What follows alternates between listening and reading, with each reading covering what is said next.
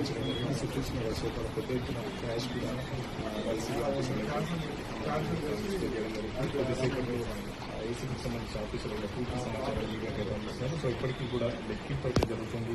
ఇంకా ఫైనల్ కాలేదు. బంగారం ఎంత ఉంది, ల్యాండ్ డాక్యుమెంట్స్ ఎంత ఉన్నాయని కూడా కింద ఒక టీం అయితే చేస్తున్నారు. సో దానికి సంబంధించి మరికొద్దిసేపు ఏసీబీ అధికారులు పూర్తి సమాచారాన్ని మీడియాకి ఇస్తారని చెప్తుంది. సో అమౌంట్ అయితే మొత్తం చూస్తున్నాం కదా.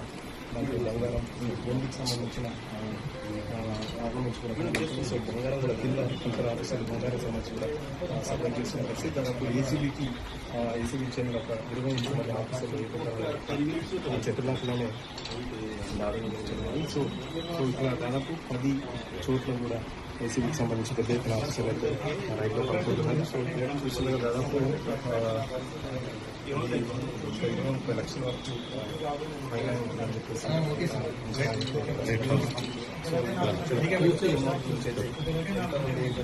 3-4 గంటల ప్రాంతంలో